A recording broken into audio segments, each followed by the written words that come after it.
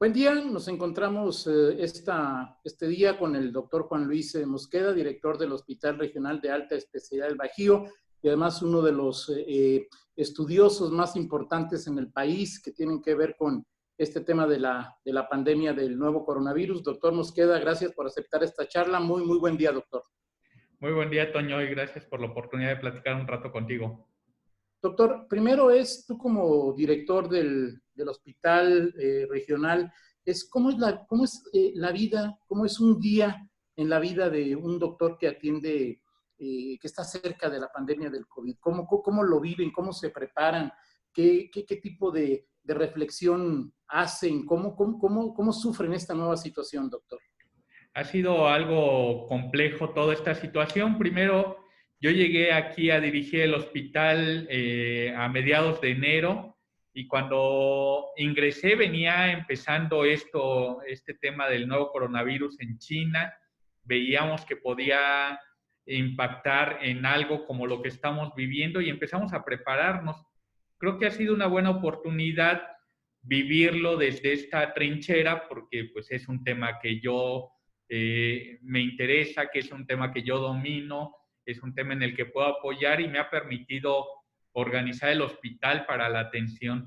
Pero por otro lado, ha sido interesante poder vivir esto desde ambas trincheras, desde ver directa e indirectamente pacientes. En mi práctica privada seguimos manteniendo atención de pacientes con COVID, entonces hay pacientes que yo he atendido directamente, aquí indirectamente ligado a la atención de los pacientes que hemos estado recibiendo en el hospital.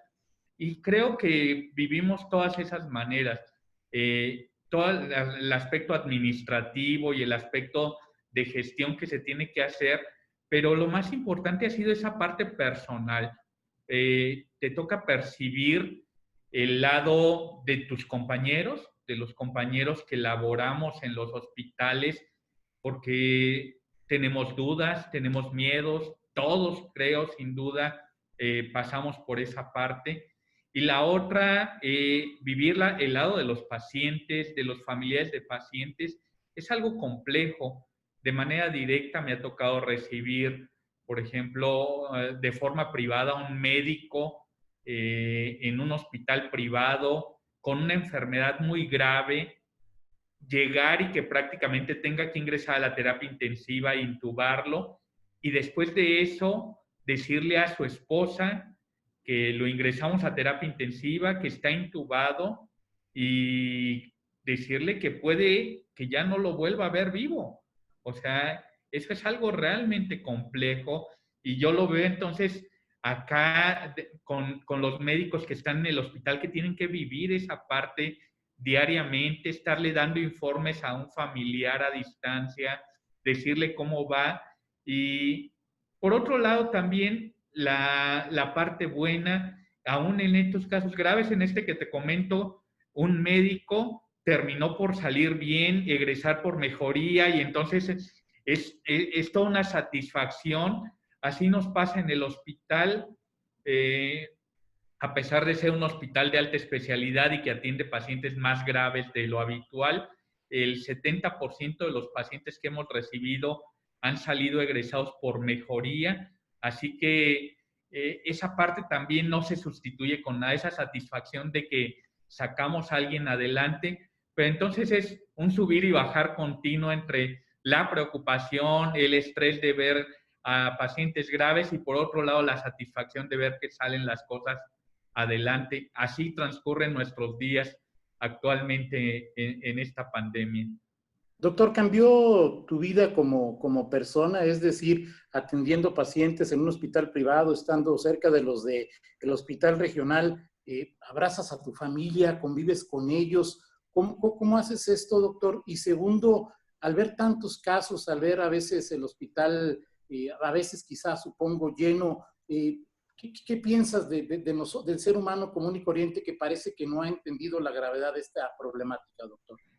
Así es, ha tenido que cambiar nuestra vida para muchas cosas. En lo familiar lo que ha pasado es que he reducido mi grupo de gente, se ha limitado a mi esposa y mis hijos. no tenemos contacto con nadie más. Entre nosotros, pues, nos mantenemos como familia, pero, por ejemplo, distanciados de mis papás, de los abuelos, porque, pues, ni modo que llevemos a los niños, sabemos que hay riesgo. Mi esposa trabaja también aquí en el Hospital de Alta Especialidad, precisamente dentro del área COVID. Ella sí está metida ahí por horas en el área COVID, entonces tampoco es como que digamos tú te puedes contagiar y yo no, o sea, andamos ambos en esa situación, pero sí hemos creado un núcleo en el que tratamos de mantenernos cerrados, no tenemos actividad social con amigos, con más familia, tratando de cuidar ese contexto de transmisión. Y por otro lado, como mencionaba, aquí al interior del hospital, pues viendo transcurrir esta parte difícil, pero por otro lado, satisfactoria de lo que puedes lograr con los pacientes, pero sí ha sido todo un cambio de lo que uno habitualmente vive y preocupa cuando tú vives todo esto que te decía, subes, bajas, de repente te emocionas y estás contento porque algo salió bien, luego te vuelves a estresar cuando ves un paciente grave, pero realmente decepcionante cuando ves la contraparte, el que no cree que la enfermedad existe, el que todo le vale, o sea, el que es incapaz de ponerse un cubrebocas por respeto, por cuidado de los demás, son cosas realmente relevantes y creo que vale la pena recordar, como bien lo dicen, en estas cosas, en las pandemias, en los problemas grandes, sale lo mejor o lo peor de las personas. Y aquí entonces es donde uno realmente ubica la gente que vale, la gente que no vale, la gente que no puedes contar con ellos y la gente que va a estar siempre ahí, decepcionado mucho de personas de la sociedad que no ayuda. También ese creer que todo le toca al gobierno, a las autoridades de salud, al personal de salud. Claro que no, todo esto estamos en un mismo mundo, hay un mundo para todos y todos nos toca aportar algo, pero bueno, creo que nos hace falta mucho crecer como sociedad y lo que sí, yo creo que ojalá aprendamos algo después de todo esto y salgamos fortalecidos en ese sentido. De acuerdo, doctor. Este nuevo coronavirus, pues se aprende todos los días surgen nuevos resultados de nuevos estudios. Hasta lo que se sabe hasta ahora, doctor, nos queda cómo nos contagiamos. Se habla del toque de superficies, se habla del estar, de gotitas de salida por estar muy cerca de otra persona, y se habla de los famosos aerosoles que flotan en el aire y pueden quedarse durante mucho tiempo e infectar a 10 metros. ¿Cómo nos contagiamos de este nuevo coronavirus y qué es una carga viral? ¿Cuánto se necesita? ¿Qué tenemos que saber básicamente de lo que hasta hoy se sabe de este virus, doctor? Sí, yo creo que hay que tener algunos conceptos generales que son, yo pondría dos grandes maneras de transmisión. Una es la transmisión directa, alguien está enfermo y al hablar, toser o estornudar, arroja gotitas de saliva que llevan los virus y entonces pueden llegar directamente a otra persona y enfermarlo. Esa es una manera, y yo diría eso es una manera poco eficiente, porque en general no le estás hablando así a la gente de cerca, mucho menos tosiendo o estornudando, aunque bueno, de todo hay. Pero entonces de esa cuestión te protege la distancia. Por eso algo que hay que aprender de todo esto es a mantener distancia, 1,5 metros, 2 metros de las personas. Y la otra, que es una manera mucho más eficiente, es que esas gotitas que salen al hablar, al toser o al estornudar, como no alcanzan a caer en alguien, van cayendo en las superficies, en la mesa, en los libros, en la computadora, en las cosas que están alrededor de nosotros. Y otra persona, al llegar y tocar esa mesa, se lleva los virus a la mano y luego se inocula cuando se toca los ojos, la nariz o la boca. Esa manera es mucho más eficiente porque tú dejas ahí los virus para que alguien vaya y los agarre y se los inocule por sí solo. Por eso la estrategia para evitar esa forma de transmisión es lavarse frecuentemente las manos con agua y jabón o con alcohol en gel y aprender a no tocarte la cara. Y entonces, en estos dos contextos, entra el cubrebocas. El cubrebocas lo que ha venido a cambiar es que yo evito estar aventando esas gotitas de saliva para que no lleguen ni directamente a otra persona, ni lleguen a las superficies. Y lo que decías, luego hay el otro concepto mucho menos eficiente, que es de aerosoles que se puedan quedar ahí. Los limitamos aquí, traemos el cubrebocas y no andamos regando por eso. Ahora, el cubrebocas es eso, es más de quien esté enfermo y que puede estar regando los virus más que protección propia. Y entonces, por eso tenemos que ser socialmente responsables y usar el cubrebocas. Y yo diría, pero no tengo ninguna molestia. Sí, pero ya también aprendimos que hay gente que no tiene síntomas, que no tiene molestias y que tiene la enfermedad. Por eso hoy día todo el mundo debería usar el cubrebocas, particularmente si estás en un lugar cerrado, mucho más si es un lugar concurrido. Y tiene que ser así, tiene que cubrir desde el puente de la nariz hasta el mentón y lo tienes que mantener para hablar. Me llama mucho la atención que veo que alguien trae el cubrebocas y luego va a hablar y se lo quita. No, bueno, entonces le quitaste todo el sentido que tenía el asunto. Lo tienes que traer y lo tienes que traer cubriendo. Si te lo pones en la frente, si te lo pones de diadema, si le pones hamaca a la papada, ahí no funciona definitivamente. Tiene que estar cubriendo la nariz y la boca permanentemente. Si entendemos eso, si entendemos cómo se transmite por vía aérea y aprendemos a mantener distancia, si aprendemos que queden las superficies, si aprendemos a lavarnos las manos y no tocarnos la cara, y aprendemos a usar cubrebocas, estaremos listos para vivir esta nueva normalidad porque el virus va a andar ahí. El virus va a andar ahí, no podemos estar encerrados todo el tiempo, tendremos que aprender a cuidarnos de estas maneras. Ahora, si una persona enferma tose y cae arriba de la mesa, yo llego, lo toco con la mano, ¿basta con una sola vez, doctor? ¿O de qué depende? ¿O cómo se da este proceso, doctor Mosqueda? Es una cuestión de números como en todas las enfermedades infecciosas. Por ejemplo, hay algo que llamamos agua potable. El agua potable es agua que se puede beber y eso quiere decir, no es que esté estéril, es que tiene una cantidad limitada de bacterias que no sobrepasa el límite para que no te enfermes. Es un agua que puedes beber, pero no es estéril, ¿eh? Quiere decir que tiene, de hecho le llamamos coliformes, ¿no? Que son bacterias de las heces, o sea que tiene heces, pero tiene poquitas, nomás como para darle sabor. Entonces, si ya sobrepasa el límite, ya no es potable. Es una cuestión de números. Así pasa con el coronavirus. No es que llega un virus y se te mete al ojo y ya te enfermaste. Tienes que juntar alguna cantidad. Se han hecho cálculos de alrededor de 1000 partículas virales que tú requieres para enfermarte. Es decir, también requieres como esfuerzo, dedicación, compromiso para enfermarte. Entonces, si tú vas caminando por la calle, porque es toda una preocupación, yo soy de los que van alineados a que qué bueno que el municipio abrió el parque metropolitano para ir a caminar o correr.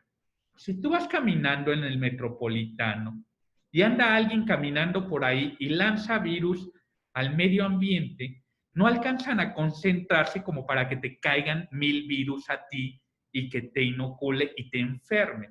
Pues se van a dispersar y te van a caer 10, te van a caer 5. No pasa absolutamente nada.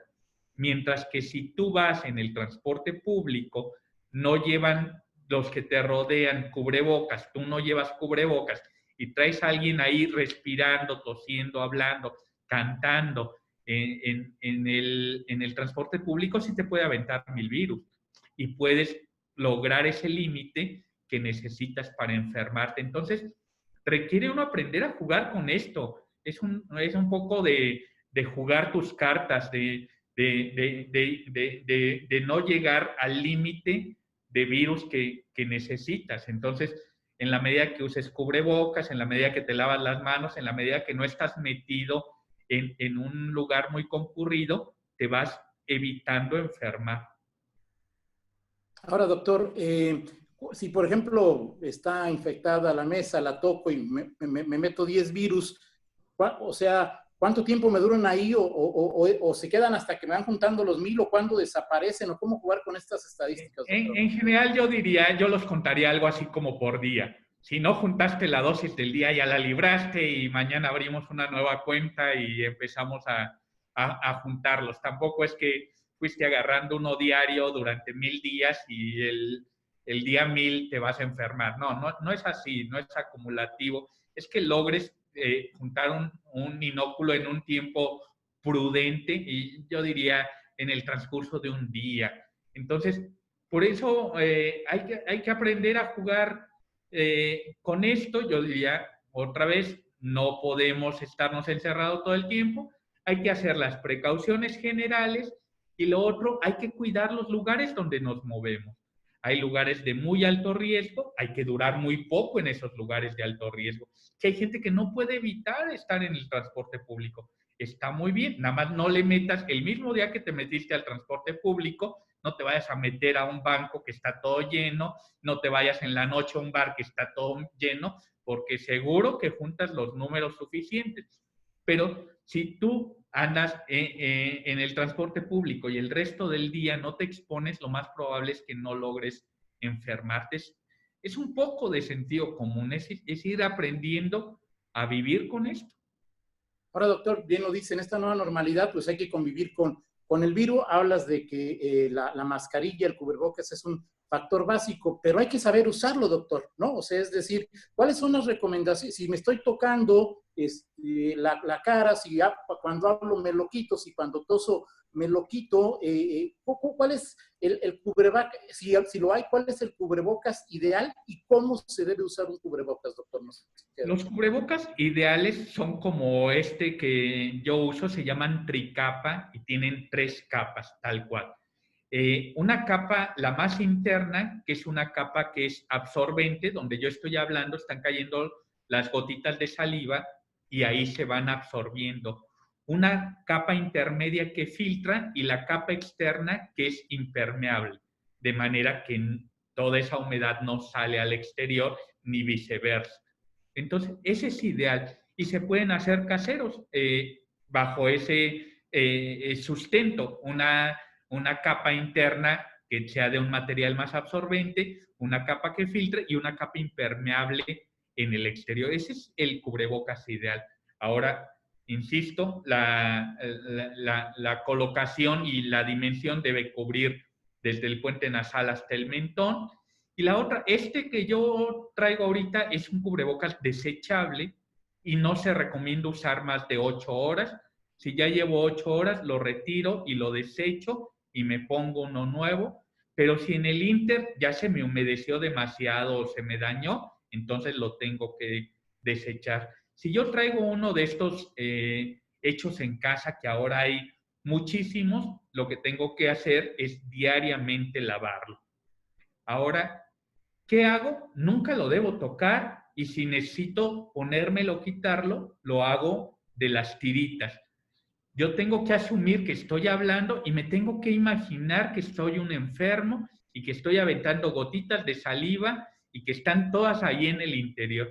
Si yo agarro y me lo quito y toco el interior, me embarré todos los virus en la mano y luego lo voy a ir dejando por las superficies y hice todo lo que no quería hacer. Entonces, me llama mucho la atención cómo la gente manipula los cubrebocas, cómo se los sube, cómo se los baja, cómo se los acomoda, cómo se mete la mano para rascarse. Ese es todo un problema. Yo sé que no estamos acostumbrados, pero nos vamos a tener que acostumbrar.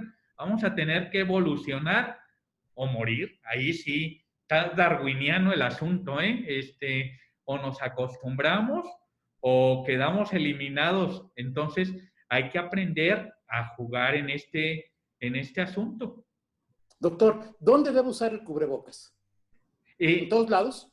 Yo diría en todos lados donde haya más personas, entre más personas haya y más cerrado esté, mucho mayor razón. Otra vez, vuelvo al asunto del parque metropolitano. Yo diría, si yo voy caminando por ahí, no necesitaría el cubrebocas. Vi que pusieron instrucción de que si vas caminando, lo uses. Está bien. O sea, yo diría, está bien. Obviamente también dieron apertura, por fortuna, que si vas a correr no lo uses, pues te vas a quitar, ¿no? Si así corremos 2 metros y ya estamos cansados.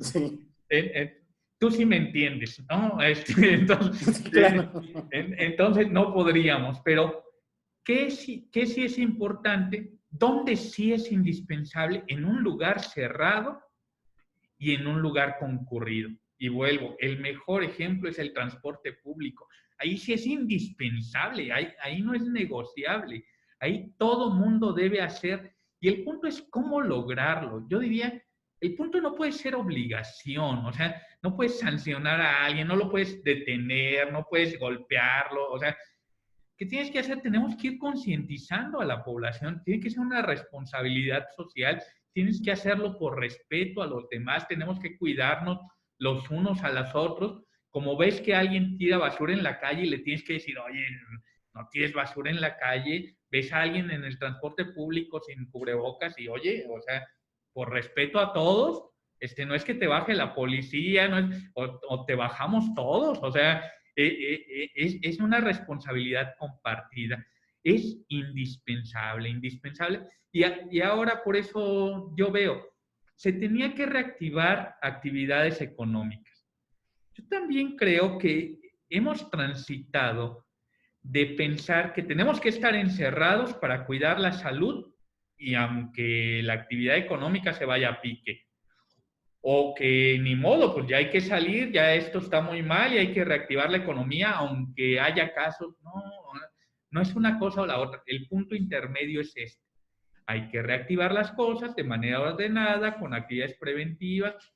Va a regresar la gente al trabajo. Hay que preparar las oficinas para que haya suficiente distancia entre el personal, que haya la mayor ventilación posible, que si es un lugar estrecho y no ventilado, todo el mundo traiga cubrebocas. Tenemos que preparar, no se trata ni de quedarte en casa ni de aventar todos a que les pase lo que les tenga que pasar. Insisto, es una cuestión de irnos adaptando, de ir aprendiendo todo lo que ya sabemos y aplicarlo. En la casa debo usar, estoy en la casa ahorita, ¿debo usar cubrebocas, doctor? No, insisto, si es un lugar que está suficientemente ventilado y no estás cerca de las otras personas. Y ahí particularmente vuelvo a lo que te comentaba yo con mi familia. Finalmente hacemos un núcleo, o sea, finalmente no es que yo tenga que cuidar ahí porque finalmente ya tienes una interacción con tu grupo. Yo diría, estamos hablando cuando sales de ese núcleo que has conformado, cuando sales a algún otro lugar con otras personas, con otras interacciones, es ahí donde tienes que empezar a retomar toda esta actividad. Va a ser muy difícil que si alguien de tu núcleo se enferma, permanezcas sin enfermarte tú. Pero bueno, es algo que asumimos. Lo que sí no podría yo asumir es que me enferme yo y que mi núcleo sean 200 personas. O sea, tengo que irme preparando para eso. Claro. Ahora, doctor, en esta nueva normalidad y que hay que ir a regresar a trabajar, bueno, o te vas en transporte público, en auto, en moto, en bici, en taxi, Uber, Didi o a pie.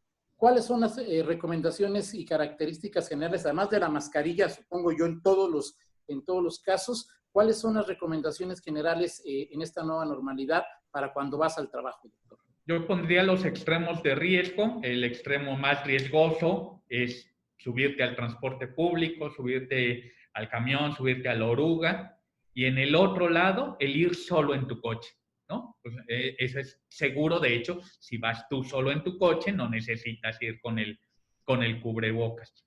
Pero también algo muy seguro es, evidentemente, caminar, es ir en moto, es ir en bici. Así que también no sé qué tan eficaz vaya a ser estas cuestiones de ciclovías que se están intentando establecer en León, pero sería muy bueno. O sea, si lográramos que la gente se movilizara en bicicleta, en motocicleta y que no anduviera en el transporte público, créeme que sería una muy buena opción, Claro. de las más seguras para estarte trasladando de un lado a otro. Porque insisto, la más segura es ir en tu propio auto, pues sí, nada más que mucha gente no tiene su propio auto, así que hay que buscar alternativas como esas.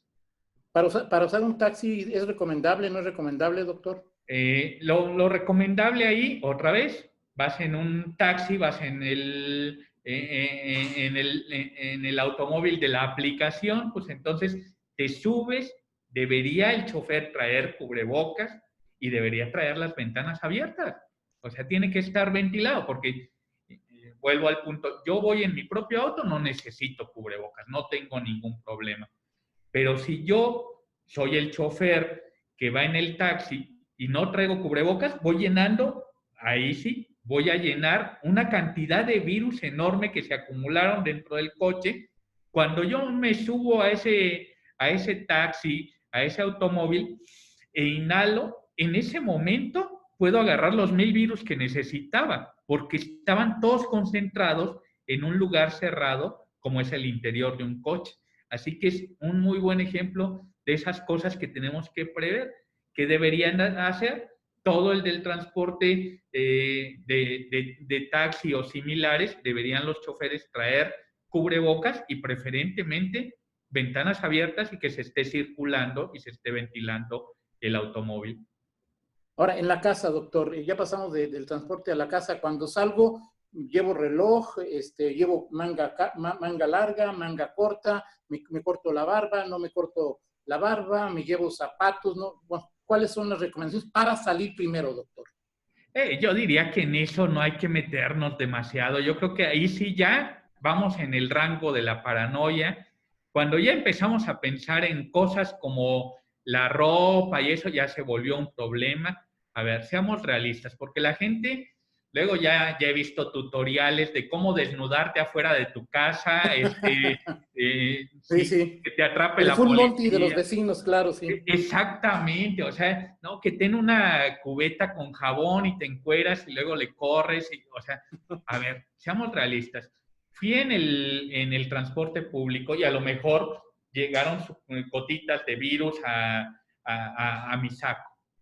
Bueno, pues de aquí no van a saltar a los ojos, ni a la nariz, ni a la boca.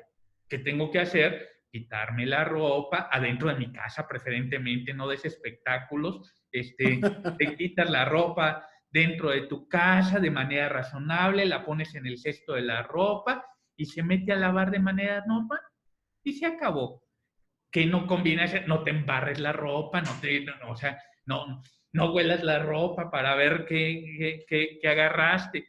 Y lo mismo entonces lo traslapo a los zapatos, a ver, porque luego es que un tapete sanitizante, porque Así es. capaz que ya traigo virus en los zapatos, los virus no van a saltar del zapato a los ojos, a la nariz o a la boca, o sea, te los quitas y los dejas ahí, no los chupes, no te los embarres en la cara y ya, o sea, insisto, yo creo que es un poco de sentido común, hay que echarle sentido común, hay que cuidarnos, no hay que caer en la paranoia.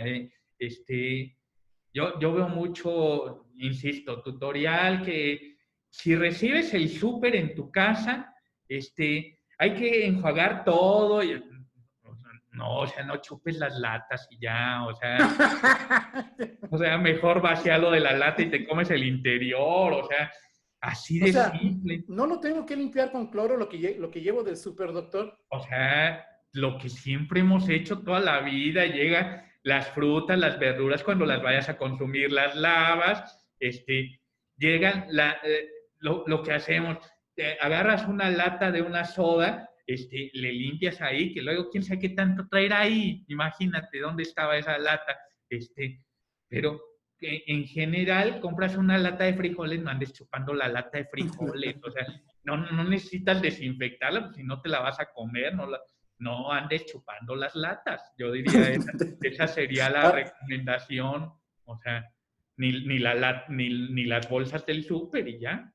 y ni la suela del zapato menos, ¿no? Ni las suelas del zapato, ni los tuyos, ni los ajenos, y ya, o sea, yo creo que esto se reduce a cuestiones de sentido común, ¿no?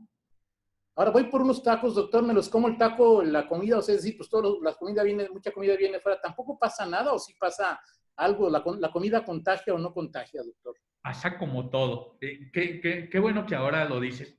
Me llama la atención cómo ahora sí nos preocupamos, pero a ver, yo diría, ¿qué tiene que hacer? Alguien que prepara comida, el taquero, tiene que traer su cubrebocas, ¿eh? Porque si no, está ahí, ¿qué pasó, güey? Y que no sé qué, y te echando ahí los virus al taco, ¿eh? O sea, y entonces siempre ha habido riesgos de los alimentos. Claro que si lo está enfermo, lo está manipulando y está hable y hable, va a pasar algo. Por eso todo el personal que prepara, que entrega alimentos, tiene que usar cubrebocas, porque eso sí es algo que te vas a llevar a la boca. Ahora, en el rango de los alimentos, siempre habrá cosas de menos riesgo y cosas de más riesgo. A ver, las cosas que se cocinan tienen poco riesgo en general, porque vuelvo a esto, llegó del súper y te traen la carne. No importa lo que tenga, la vas a cocinar y entonces ya cuando te la comas, lo que haya tenido ya quedó eliminado. ¿Qué cosas siempre han constituido un riesgo? Las frutas, las verduras, pero más las cosas que son difíciles de lavar, ¿no? No es lo mismo lavar una manzana que lavar la lechuga. O sea, la lechuga es toda una complejidad, por eso yo no como lechuga. Entonces, solo porque es una complejidad lavarla, o sea, la tienes que desinfectar, la tienes que meter en agua con cloro, en agua con yodo, porque de otra manera no hay manera de que estés limpiando la hojita. Eso sí genera un riesgo, claro, como todas las enfermedades, así se transmite la hepatitis A y la tifoidea y todas esas enfermedades.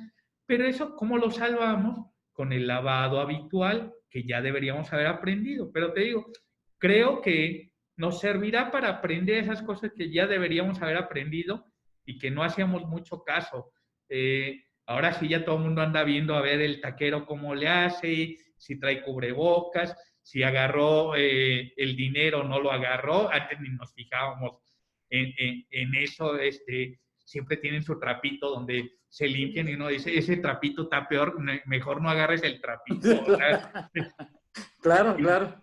sí, no hay nada más riesgoso que el trapito del taquero. Entonces, es algo que tenemos que ir cambiando, que tenemos que ir cuidando. La comida de los restaurantes cuando pides genera riesgo, ¿no? Ya que hablaste del dinero, ¿las monedas, los billetes conllevan algún riesgo, doctor? Insisto, todo, tú sales al súper, vas a pagar, pagas, te regresan cambio. ¿Ese dinero puede estar infectado? Sí, no chupes el dinero tampoco. Todo esto se va a reducir a no chupar. Entonces, va a ser el concepto. Obviamente tequila sí, ese ya viene desinfectado por su contenido alcohólico, así que ese no hay problema. Pero Ok. es eso, o sea, si vas a querer desinfectar las monedas, si vas a querer desinfectar los billetes, si vas a querer hacer esas cosas, va a ser imposible. No enloquezcas, no caigas en la paranoia. Simple y sencillamente agarraste dinero, alguien te lo dio, lo guardaste. Después de eso, te lavas tus manos y ya, y no te estés tocando la cara, no te estés tocando los ojos, la nariz, la boca. Son cosas de costumbre, ¿eh? La gente Claro. luego dicen, observan al que está en el semáforo y está picando los ojos, está picando la nariz. Hay una manía de la gente por ver dónde mete el dedo. Entonces, hay que ir cambiando esas costumbres, ¿no? De acuerdo. Ahora, la comida de los restaurantes, doctor. La comida per se, insisto, si se preparó de forma adecuada, se cocinó, no tiene un riesgo. Y sí, la envoltura podría, pero la bolsa puede tener riesgo. Sí, no te comas la bolsa. Okay. Ahora, hace algunos días te lo preguntaba, doctor, las personas que ayudan en las casas, ¿es recomendable que sigan, que regresen, que no regresen, doctor? Creo que ese es otro punto muy importante y ya te lo comentaba. Tú tienes que crear un núcleo.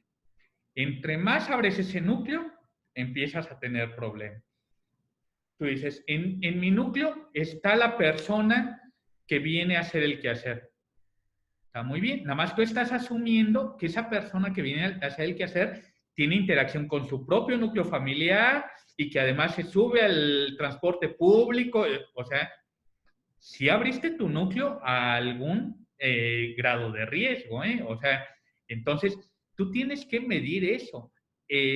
¿Cuál sería la manera de estar realmente que no te pase nada?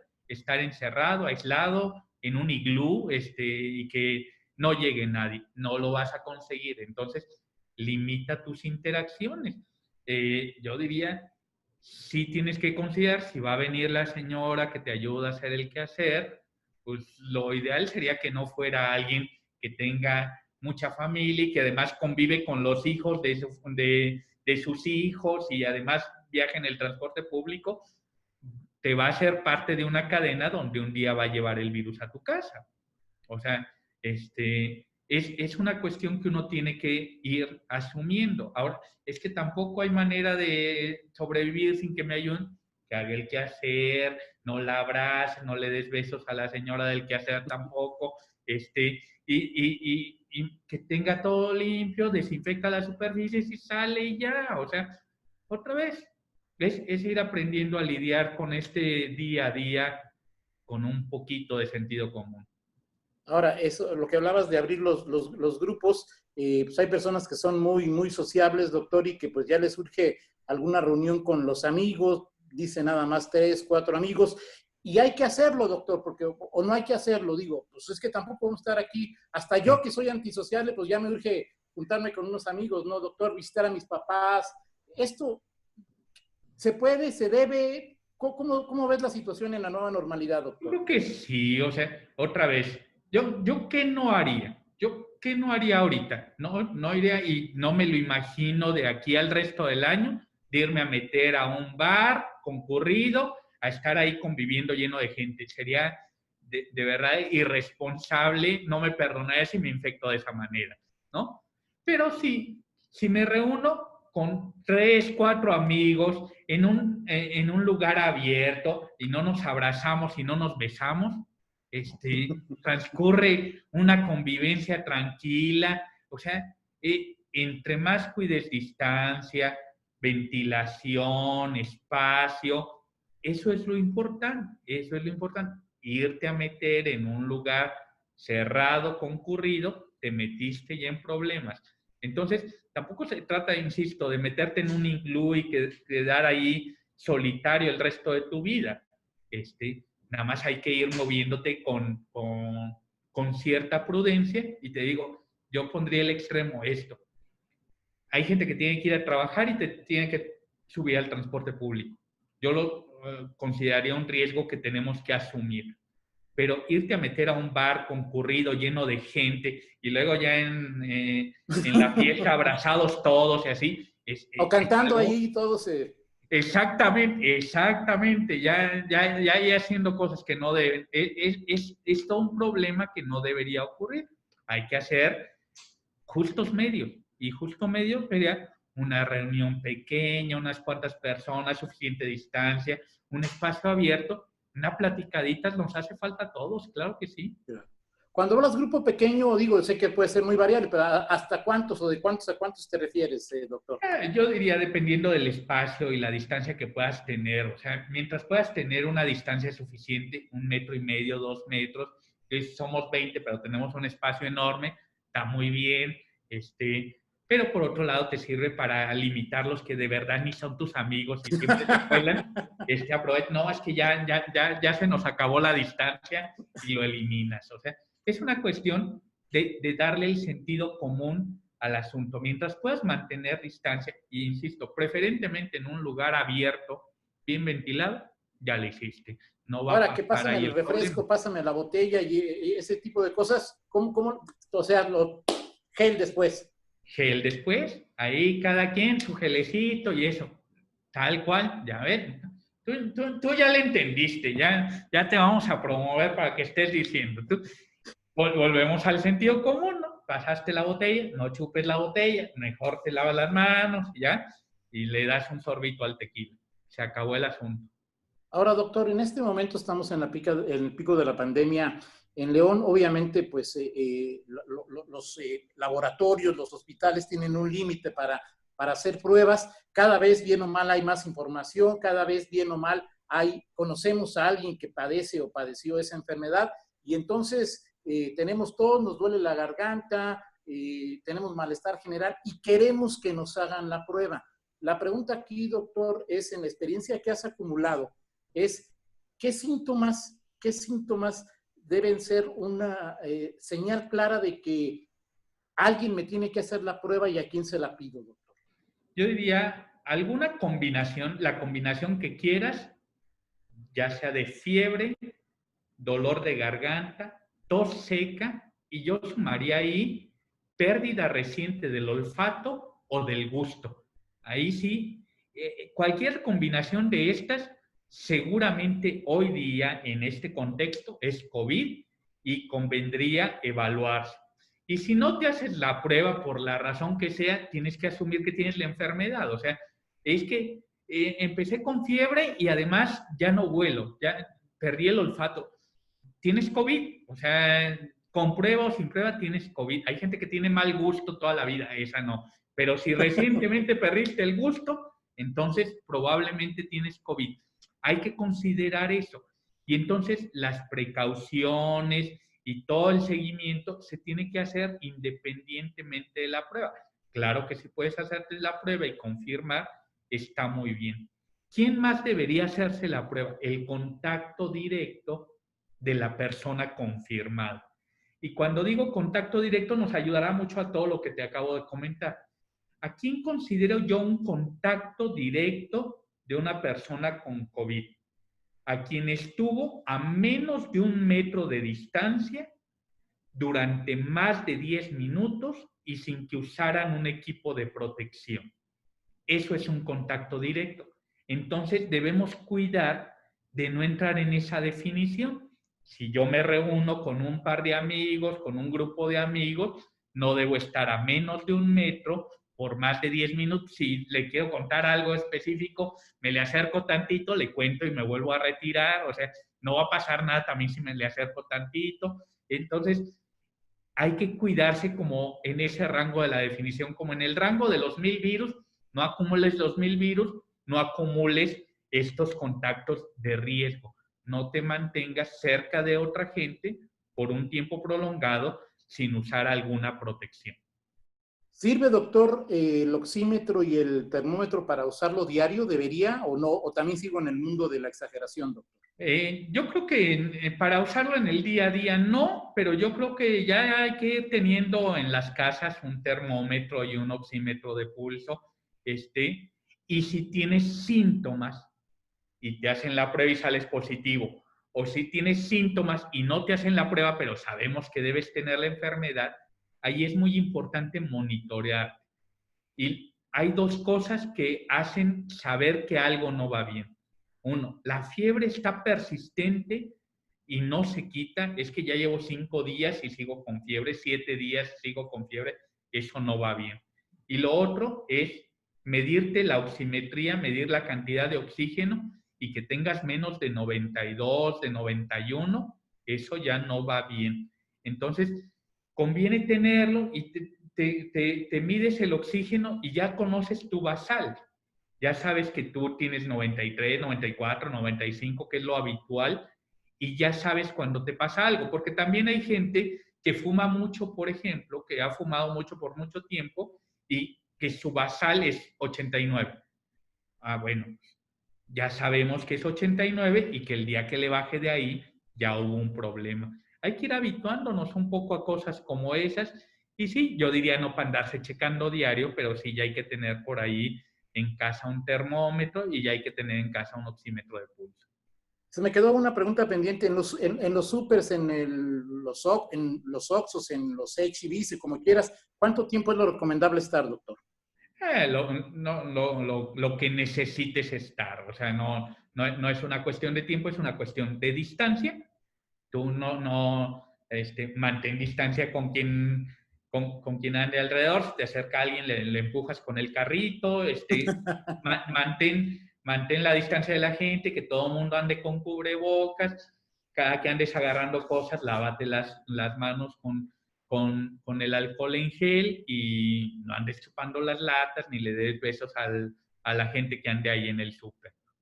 Y ahora también, las pruebas caseras que dicen que si tuviste coronavirus sirven, estas que dicen, no te dicen que tienes, pero que te dicen que si ya tienes anticuerpos, ¿sirven, doctor?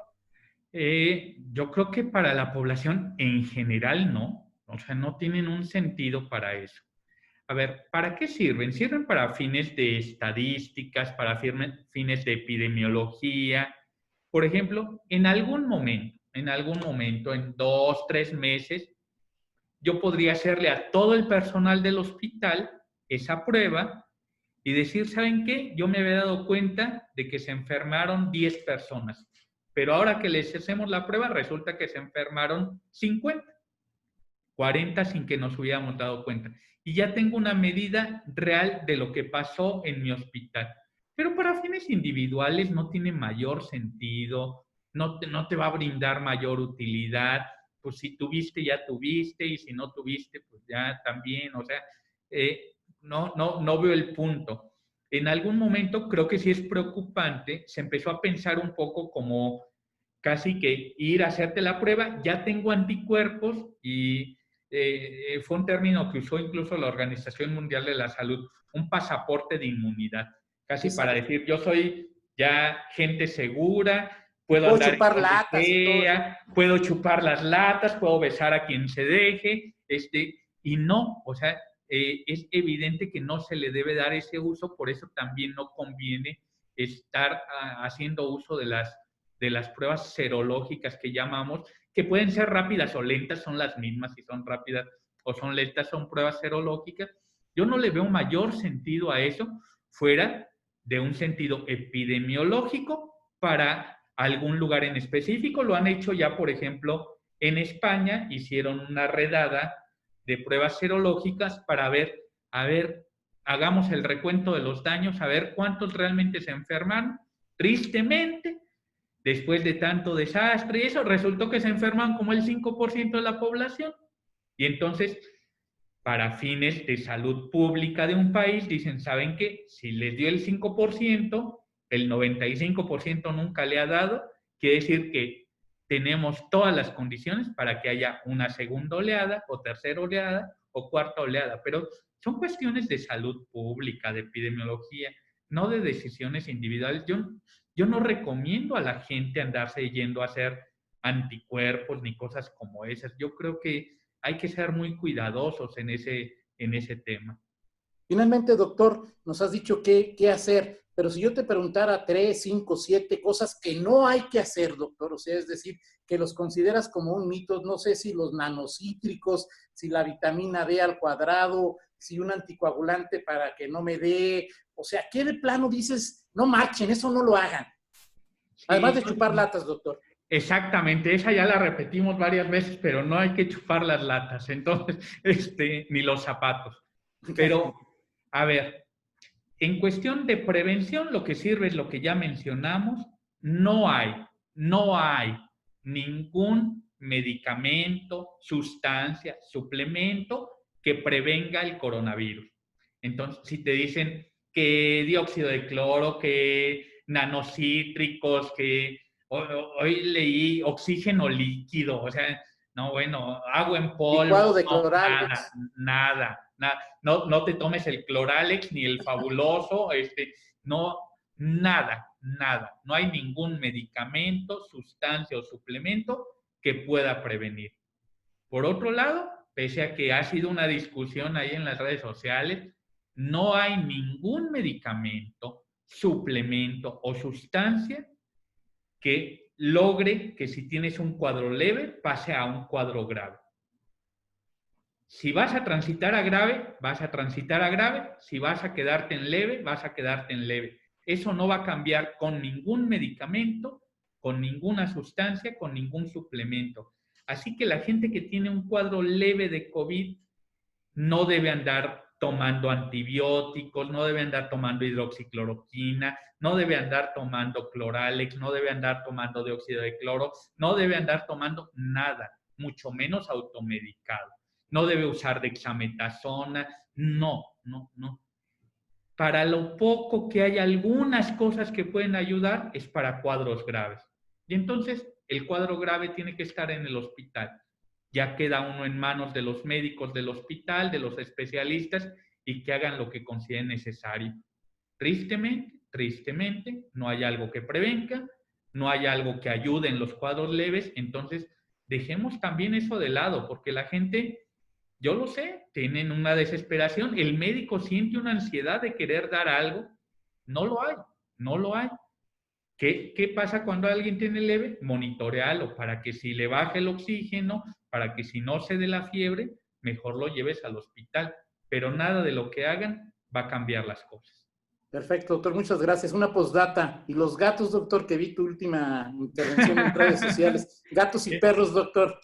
Ha sido toda una cuestión. Yo diría, tenemos que aprender otra vez el sentido común. Puede ser, ya demostraron que los gatos se infectan de coronavirus, que arrojan los virus y que pueden infectar otros gatos. Si a mí me preguntas, ¿y entonces podrían infectar a los seres humanos? Pues probablemente sí. ¿Qué tenemos que hacer? El sentido común. Otra vez, vuelvo al punto. La gente agarra al perro y deja que le ande lamiendo la cara y eso, o sea, nomás es Sin cuestión de coronavirus ver o con coronavirus está mal, ¿no? con o sin coronavirus, eso está mal. Vigila a un perro donde anduvo metiendo el hocico en las horas previas. No te lo describiré más, pero lo sabemos. Me lo imagino. ¿Para qué deja a alguien que el perro, el gato haga algo como eso? Es sentido común.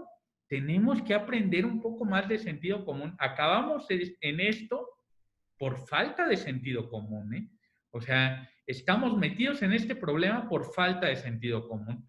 Lo que sabemos hoy día es que este nuevo coronavirus salió de un murciélago sin ninguna duda y llegó a los seres humanos. Y sabemos muy bien que no puede pasar de manera directa, sino que tiene que agarrar algún lugar donde se adapte para brincar. Y parece que ese lugar para que se adapte para brincar fue un pangolín. O sea que tuvimos que tener la gracia, el esfuerzo, la dedicación para meter en algún lugar murciélagos, pangolines y seres humanos y mezclarlos para lograr esto. O sea, de verdad, ¿qué andamos haciendo con los murciélagos? Si no eres Batman, no andes con los murciélagos también. O sea, es una cuestión de sentido común. Todo esto acabamos por falta de sentido común. Tenemos que salir fortalecidos y tenemos que salir con una mejor idea de cómo debemos ser en nuestra interacción con el medio ambiente, con los animales y con los otros seres humanos. Perfecto, pues muchas gracias, doctor Juan Luis Mosqueda. Aquí atrás está escuchando mi esposa, que casi te hace un monumento por todo lo que dijiste. Que gracias por todos los consejos y creo que ya se va a una reunión con sus amigas. Dice. Muchas gracias, doctor. Muchas gracias, como siempre, por saludarte y platicar contigo. Muchas gracias. Claro que sí, estamos a la orden y cuida tus amistades, porque luego tienes cada amigo. Entonces, mejor, eso sí, mantén sana distancia de él. Ese sí chupa, doc. Exactamente. Okay. Entonces, por lo menos, no chupes a tus amigos. O sea, con él no me junto, doctor. Ah, eso es muy bueno. Definitivamente, tú dile, es por lo del coronavirus. Es un gato, doctor. ¿Quién sabe dónde andan los gatos, doctor? Es un gato, así que cuida de acercarte a él. Muy bien, muchas gracias, doctor Juan Luis Mosqueda. Gracias. Gracias, Alejandro, por grabar. Gracias. Buen día. Gracias. Buen día. Gracias.